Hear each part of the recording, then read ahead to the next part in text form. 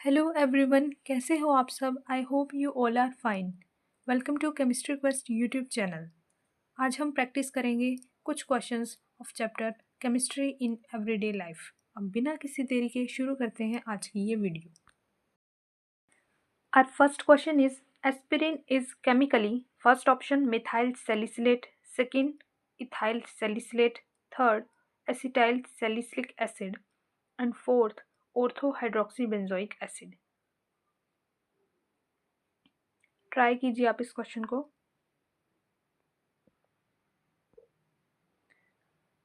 सबसे पहले हमें ये बताना चाहिए कि एस्पिरिन की फॉर्मेशन कैसे होती है।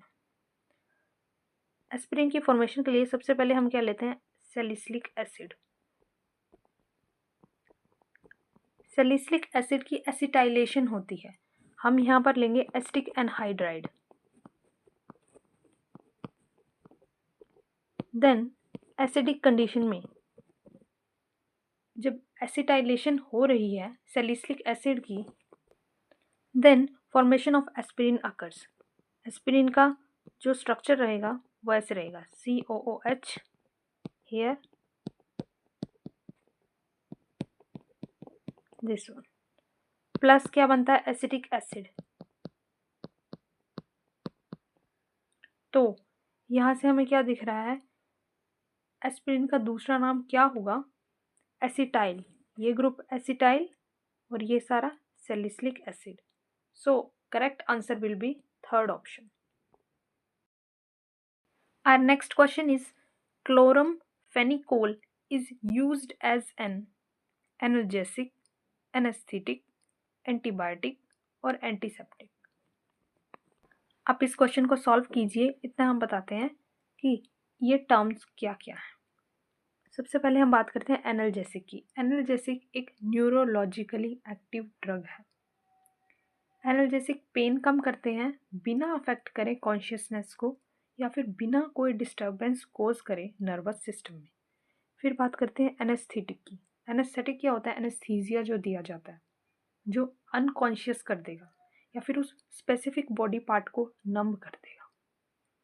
एंटीबायोटिक, एंटीबायोटिक इन्फेक्शंस को ट्रीट करने के लिए ये उन माइक्रोब्स को, उन माइक्रो ऑर्गेनिज्म की ग्रोथ को या तो रोक देंगे या फिर उसे कम्प्लीटली डिस्ट्रॉय कर देंगे। एंटीसेप्टिक, ये लिविंग टिश्यूज़ के ऊपर यूज़ होता है। जब कोई कट या फिर वाउंड लग जाता है तब हम एंटीसेप्टिक का यूज़ करते हैं। हमसे क्या पूछा गया है, क्लोरमफेनिकोल। क्लोरमफेनिकोल क्या होता है, यह एक एंटीबायोटिक है। एंटीबायोटिक का एक और एग्जांपल हम पढ़ सकते हैं, सेल्वारासन। सेल्वारासन भी एक एंटीबायोटिक है। Our next question is the name of organic compound DDT is। DDT का नेम बताना है आपको। ऑर्गेनिक कंपाउंड है जो DDT, उसका नेम क्या है। सबसे पहले हम देखते हैं DDT की फॉर्मेशन हो कैसे रही है। यहाँ पर क्या लिया जाता है, chloral. This is chloral. Then we have two molecules of chlorobenzene.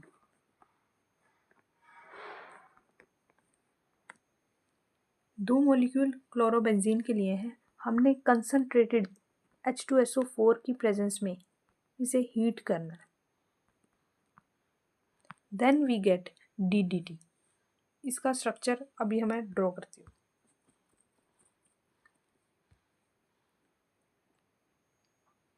दो बेंजीन रिंग रहेंगी। हमने दो मॉलिक्यूल्स क्लोरोबेंजीन के लिए थे तो हम ऐसे ड्रॉ कर देंगे। फिर कार्बन, क्लोरल से इतना पार्ट आया और यहाँ पर ये, तो ये आपका स्ट्रक्चर बन गया है DDT का। DDT dichloro diphenyl trichloro ethane. Second will be your correct answer. Our next question is which of the following is bacteriostatic antibiotic। Bacteriostatic antibiotic पूछा है। Penicillin, ofloxacin, aminoglycosides, erythromycin. इनमें से बताइए बैक्टीरियोस्टेटिक एंटीबायोटिक कौन सा। दो type के antibiotic होते हैं, एक तो हो गया बैक्टीरियोस्टेटिक, एक हो गया बैक्टीरिसीडल। तो बैक्टीरियोस्टेटिक का इनहिबिटरी इफेक्ट रहेगा माइक्रोब्स पे, मतलब they will stop the growth of microbes, जबकि बैक्टीरिसीडल क्या करेंगे, ये इनका किलिंग इफेक्ट रहेगा माइक्रोब्स के ऊपर, ये माइक्रोब्स को किल कर देंगे।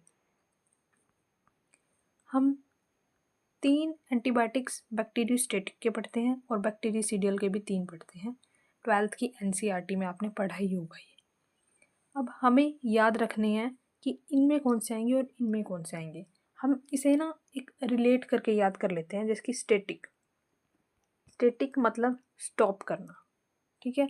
हम लिखते हैं यहाँ पे ETC, तीनों के तीन जो रहेंगे इसमें वो ETC लेटर से शुरू होंगे। अब बैक्टीरिसीडल, इसके ये तीनों रहते हैं, पेनिसिलिन, ऑफ्लॉक्सासिन, एमिनोग्लाइकोसाइड्स। हमें किसकी याद करनी है, बैक्टीरियोस्टेटिक के। बैक्टीरियोस्टेटिक का क्या रहेगा इनमें ऑप्शन, एरिथ्रोमाइसिन। तो यहाँ पर जो हमारा करेक्ट ऑप्शन रहेगा वो कौन सा रहेगा, 4th will be our correct option. हमें इस क्वेश्चन से क्या याद रखना है, बैक्टीरियोसिडल एंटीबायोटिक में आएंगे penicillin, ofloxacin, aminoglycosides, and bacteriostatic के अंदर कौन से आएंगे, एरिथ्रोमाइसिन, और जो 2 हैं वो मैं अभी यहाँ पर लिख देती हूँ, क्या है, टेट्रा साइक्लिन और क्लोरम फेनिकोल। तो इस क्वेश्चन का हमारा करेक्ट ऑप्शन क्या था, 4th option. Our next question is, which classification of drugs is most useful for medicinal chemists? On the basis of pharmacological effect, on the basis of drug action, on the basis of chemical structure, on the basis of molecular targets. हम ये चारों classifications पढ़ते हैं। सबसे पहले हम बात करते हैं फार्माकोलॉजिकल इफेक्ट की।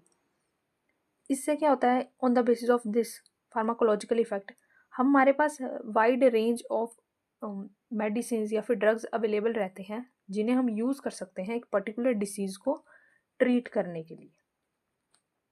फिर है on the basis of drug action, कि जो भी इन्फेक्शन हुआ है या फिर जो भी बॉडी पार्ट अफेक्ट हुआ है, अगर हम वो ड्रग ले रहे हैं, कोई भी ड्रग ले रहे हैं, तो उसका एक्शन क्या रहेगा, ये उस बेसिस के ऊपर है। फिर केमिकल स्ट्रक्चर, उस ड्रग का केमिकल स्ट्रक्चर क्या है, on the basis of molecular targets. यहाँ पर हम बात करते हैं कि इंट्रैक्शन होगी, जो ड्रग हम ले रहे हैं उसकी जो बायोमोलिक्यूल्स के साथ इंट्रैक्शन होगी, उस बेसिस के ऊपर ये क्लासिफिकेशन है। और सबसे जो यूज़फुल क्लासिफिकेशन देखी जाती है वो कौन सी है, 4th ही है। 4th हमारा करेक्ट ऑप्शन रहेगा। एक हमसे ये पूछ सकता है कि ये मॉलिक्यूलर टारगेट्स जो हैं ये कौन कौन से हो सकते हैं, कौन कौन से बायोमोलिक्यूल्स हो सकते हैं। Carbohydrates, then lipids, then proteins, and then nucleic acid। ये 4 वो बायोमोलिक्यूल्स आ गए जो क्या रहेंगे, मॉलिक्यूलर टारगेट्स रहेंगे। Next question is, tincture of iodine is, जो टिंचर ऑफ आयोडीन है वो क्या है, alcoholic solution of iodine, solution of iodine in aqueous potassium iodide, aqueous solution of iodine, और aqueous solution of potassium iodide. इसे solve कीजिए। Tincture of iodine is 2 to 3% of iodine in alcohol water mixture. So इसे हम क्या बोलते हैं कि ये अल्कोहलिक सॉल्यूशन है आयोडीन का। तो हमारा करेक्ट ऑप्शन जो रहेगा वो कौन सा रहेगा, 1st option. Then next question is, Salvarsan is arsenic containing drug which was first used for treatment of syphilis, typhoid, meningitis, dysentery। हमने अभी पढ़ा था सेल्वारसन। सेल्वारसन एक एंटीबायोटिक है और ये पूछ लिया जाता है कि कुछ आपको दे देंगे ड्रग्स और आपको बताना होगा इनमें से कौन सा सल्फर कंटेनिंग नहीं है तो ये सेल्वारसन, इसमें भाई सल्फर नहीं होता है, इसमें क्या होता है, आर्सेनिक होता है। और ये सबसे पहले किस चीज़ के लिए यूज़ किया गया था, ये सबसे पहले यूज़ किया गया था ट्रीटमेंट ऑफ स्फिलीज के लिए। तो फर्स्ट ऑप्शन क्या रहेगा हमारा, करेक्ट ऑप्शन रहेगा। Then next question is which of following enhances the lathering property of soap, sodium carbonate, sodium rosinate, sodium stearate, trisodium phosphate. इनमें से कौन है जो लेदरिंग प्रॉपर्टी सोप की इंक्रीज करता है, इन्हांस करता है। लेदरिंग प्रॉपर्टी सोप की जो झाग बनती है या फिर जो फोम बनती है, लेदर बनती है, तो वो प्रॉपर्टी सोप की इंक्रीज कौन कर रहा है, वो करता है sodium rosinate. Second option will be our correct option. Polyethylene glycols are used in preparation of which type of detergents? Cationic detergents, anionic detergent, non-ionic या फिर soaps? सबसे पहले यूज देख लीजिए, इनके क्वेश्चन भी आप सॉल्व करते रहिए, पहले यूज देख लीजिए। कटाइनिक, कटाइनिक कटिंग से आ गया, मतलब ये हेयर कंडीशनर्स, हेयर कंडीशनर्स में यूज किया जाता है किसका, कटाइनिक डिटर्जेंट्स का। देन अनायनिक, अनायनिक होते हैं भाई टूथपेस्ट में। Then non ionic, non ionic होते हैं लिक्विड वॉश, जो होते हैं ना लिक्विड वॉश, जो बर्तन धोने के लिए डिटर्जेंट्स, लिक्विड वॉश बोलते हैं जिसे हम, ये नॉन आयनिक उसमें आ जाएंगे। सॉप्स कपड़े धोने के लिए, नहाने के लिए जो साबुन का यूज़ किया जाता है उसमें क्या आ जाएंगी, सॉप्स। फिर हम बात करते हैं कि इसके अंदर जो केमिकल फॉर्मूलाज कह लीजिए जो यूज़ होंगे या फिर जो भी होते हैं प्रेजेंट। सबसे पहले हम बात करते हैं क्वाटरनरी अमोनियम सॉल्ट जो होंगे वो क्या होंगे हमारे cationic detergents. Quaternary ammonium salt, जिसका एक एग्जांपल आ जाता है एसिटाइल ट्राइमिथाइल अमोनियम ब्रोमाइड। फिर हम बात करते हैं एनाइनिक की। एनाइनिक में क्या होंगे, sulphonated long chain of alcohols, long chain of alcohols. Non ionic की बात करें तो इसमें कोई भी आयंस प्रेजेंट नहीं होता। और सोप्स क्या होती हैं आपकी, पोटेशियम या फिर सोडियम सॉल्ट, ये रहेंगी सोप्स, पोटेशियम या फिर sodium salt of long chain of fatty acids. हमसे क्या पूछा गया था कि पॉलीइथाइलिन ग्लाइकोल्स किस में यूज किए जाते हैं, क्या प्रिपेयर करने के लिए यूज किया जाता है। तो पॉलीइथाइलिन ग्लाइकोल और स्टीरिक एसिड, इनका यूज किया जाता है बनाने के लिए नॉन आयनिक डिटर्जेंट्स। तो थर्ड ऑप्शन जो रहेगा हमारा करेक्ट ऑप्शन रहेगा।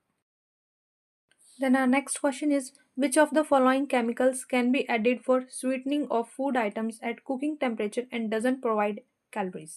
सुक्रोज, ग्लूकोज, एस्पार्टेम या सुक्रालोज।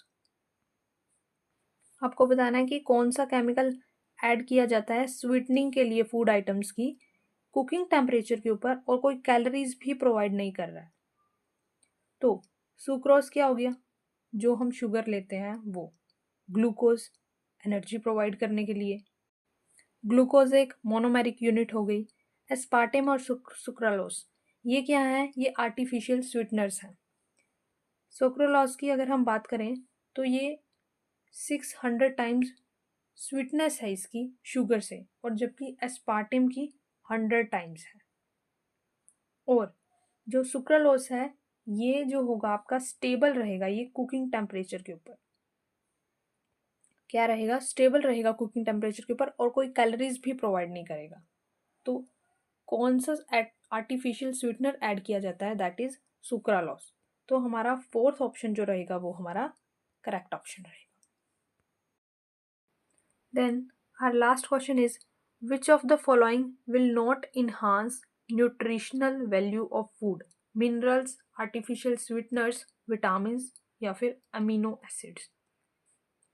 क्या ऐड किया जाएगा और कोई न्यूट्रिशनल वैल्यू, न्यूट्रिशंस भी इंक्रीज नहीं कर रहा है जो भी हम खाना ले रहे हैं, तो वो क्या आ जाएगा हमारा artificial sweeteners second option correct option, जो हम ऐड करेंगे वो कोई न्यूट्रिशन वैल्यू को नहीं बढ़ाने लग रहा। आपको ये वीडियो कैसी लगी कमेंट सेक्शन में ज़रूर बताएं। अगर आपको ये वीडियो पसंद आए then press the like button. To get such valuable content, do subscribe our YouTube channel Chemistry Quest. Thank you.